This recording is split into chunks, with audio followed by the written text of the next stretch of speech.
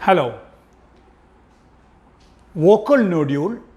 This is second part video where we are going to deal mainly with the treatment. So it's always better that you watch the part 1 and then you watch the part 2. So now vocal nodule treatment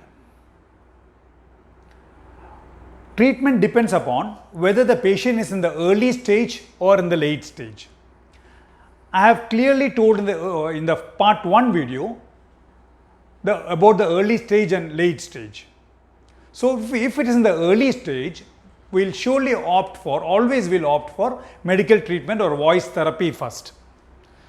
So you have a role of ENT surgeon and speech language pathologist. Both of us, we are going to help the patient. So first when you come to us, that is to a ENT surgeon, first we'll come to a diagnosis. Once the diagnosis is done, especially so with the nasopharyngeal laryngoscopy, and we have decided this is an early stage, we'll forward this video to them, to the nasopharyngeal laryngoscopy, to the speech language pathologist, and they will have a look of the video. And we could have already spoken to them that this is the early stage, we are sending a patient for voice therapy.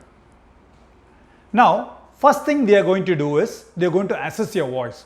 How much strain you are putting on your voice, on the vocal cords. That is voice assessment. And the second point is, they will give you the therapy for that. That is exercise for that, which you have to do at home. And from our point of view, ENT surgeon point of view, we will advise certain things which I will tell you now.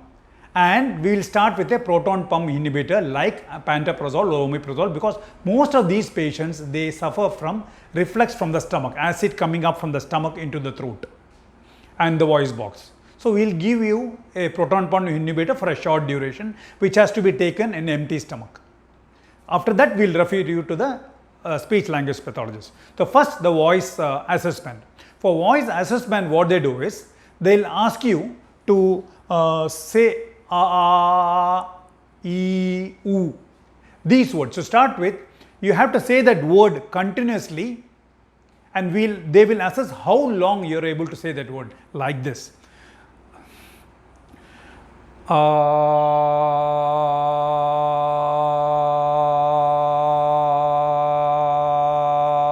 The person, if it's a normal person, we should be able to say that for 15 seconds, maybe more, but at an average 15 seconds. But if you have a vocal cord lesion, let it be nodule, let it be a cyst, let it be a polyp, let it be a hemorrhagic one, whatever so. When there is a strain in the vocal cord, you will not be able to say for 15 seconds. It will be much less than that. It will be around 10 seconds or maybe less than 10 seconds. So that is how we assess phonation, that is maximum phonation duration. This is what I have shown here. Now, the next one, after assessing, the assessment is for what? This assessment, once you assess that he is doing for 11 seconds, post therapy, it is going to be of use, because after therapy, when he has improved, we will ask him to do the same, then he will be able to say for 15 seconds. So post therapy also we can compare. So coming to the therapy proper. Therapy proper, when we have diagnosed this is a case of vocal cord nodule, and the speech language pathologist or the person in charge, they will opt for straw phonation technique. That is, see, these techniques is supposed to be explained to you by the speech language person, therapist, not by me. I am an ENT surgeon, by the way. So, but my point of including this topic is just to convey the message, this is what you can expect from them. So if you want to know accurately how it has to be done, you have to meet them and hear from them directly, or you can go into YouTube, watch any of the straw phonation technique demonstrated by speech language therapist. That will be much better than how I am going to demonstrate. This is my point, is just to convey the message that this is how it is done, the main point. So I have a glass with 1/3 water and I have a straw with me.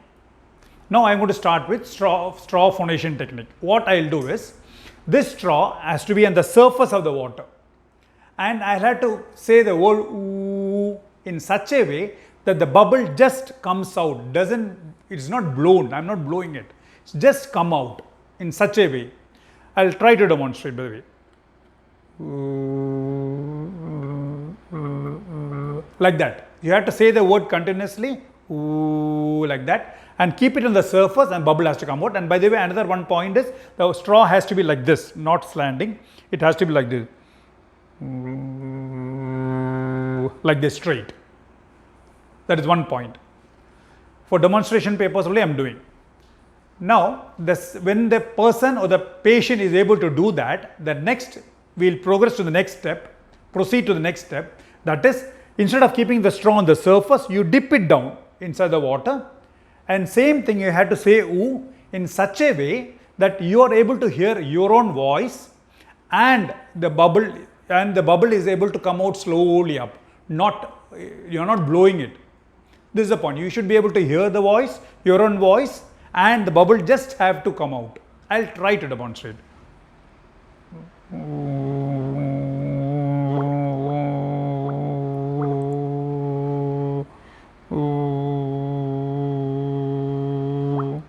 That's a way of doing it. So why you are practicing this, when you are using that word ooh at a particular, we will try to adjust in such a way that the bubble just comes out, is it not?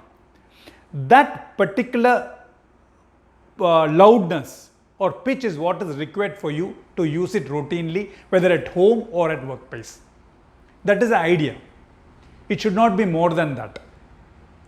I hope you have understood. Now, every day you have to do this 5 times, and each session, one complete session, you have to do 10 to 15 times, and you can take break too. You can take break. This is what I have tried to convey all this time. Now, this is about early stage. Now, the ENT surgeon, you have come to me, I have given you some advice, one medication mainly, and I have sent you to the speech language pathologist. They have assessed your voice and they have taught you the voice therapy also they have done. They advise you to do the same thing at home, and the advice at home, the other advices at home are,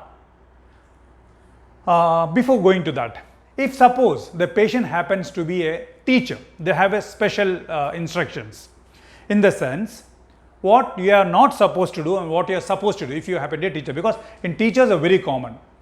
See, the first picture shows there is a teacher standing on the dais, and he is in the dais itself, and he doesn't come down to a student, and suppose he wants all the students in the hall or the classroom to hear. Since he is standing at that particular point, he has to shout or he has to strain on his voice. So try to avoid that. So if you happen to be a teacher, what you have to do, once you have penned down, you written down on the board, please walk down towards the student, go near them in such a way that you don't have to shout, or walk in the classroom and teach. Let them see the board, let all the students see the board. You just go close to the student and you teach. That is one way of doing it. Second way is, you can use small amplifiers, very small handy ones, amplifiers, and in such a way that the neighboring next class, the class near to you, that classroom is also not disturbed, the volume is not very high. It is kept at such a level that only your class students can hear it. That also can be of use. That is 2. And try to drink lot of water. That is 3.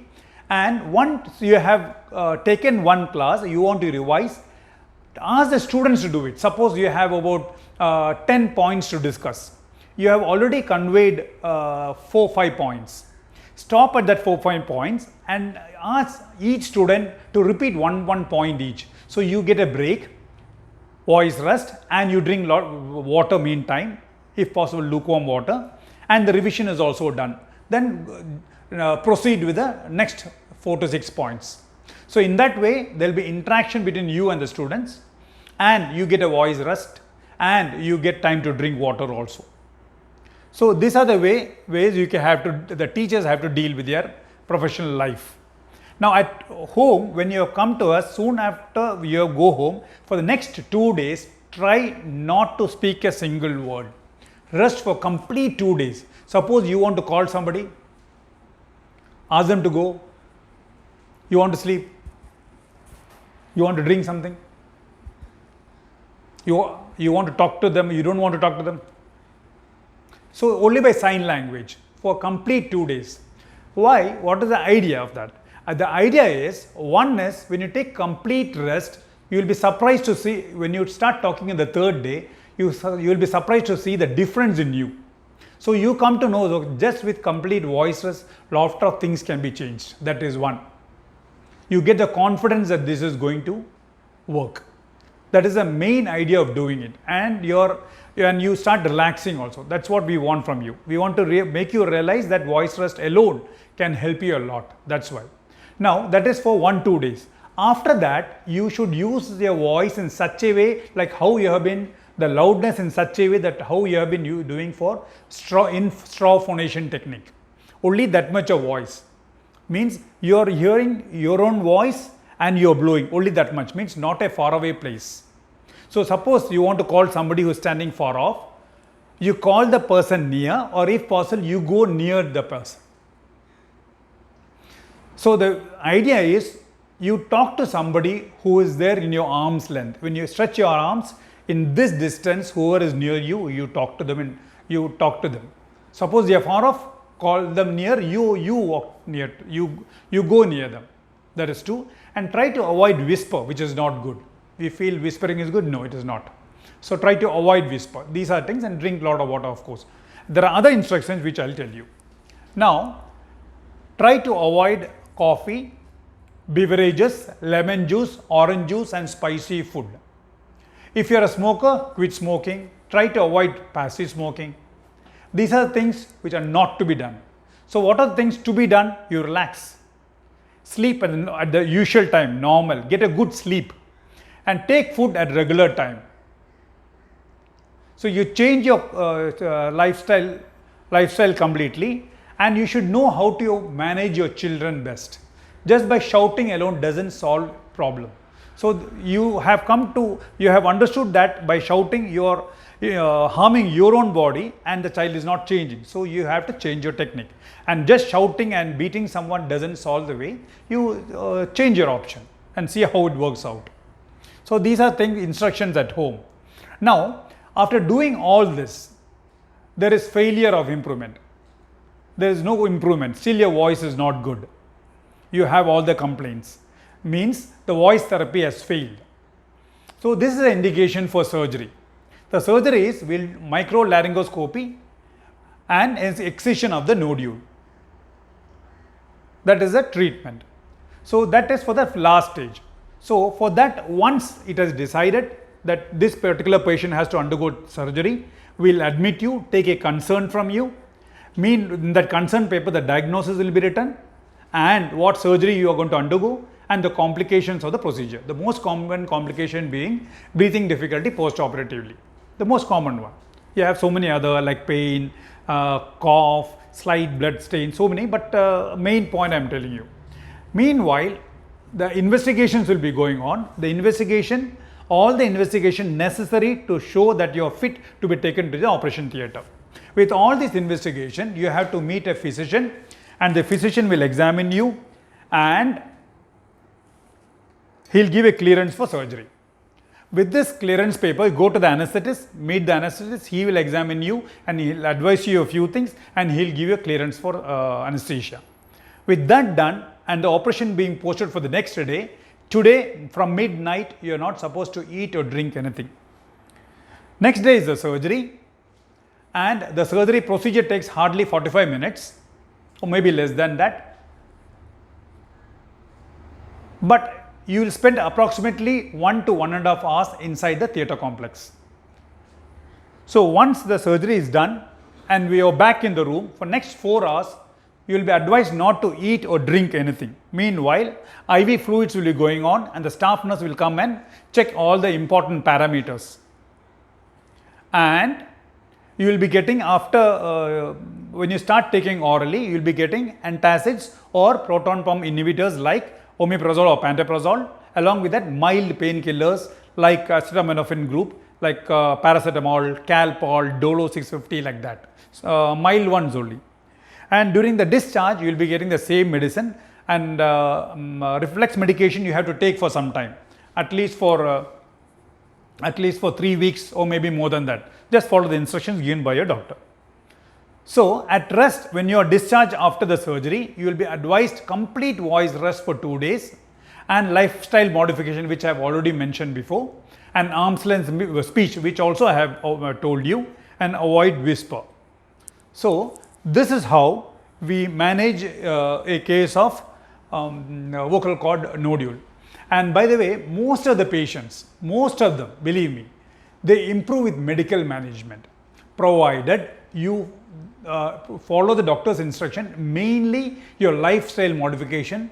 That is, you have to change your habit or stop your habit of shouting at others or misusing your voice. That is the most important one.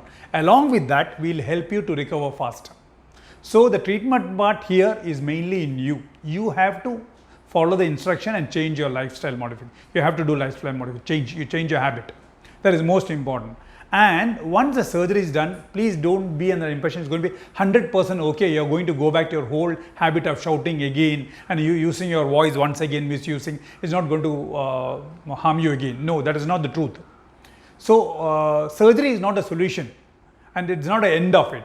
So if you still misuse your voice or abuse your voice, it is going to harm you more.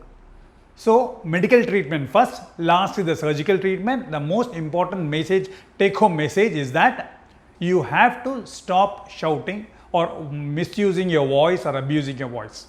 Thank you so much.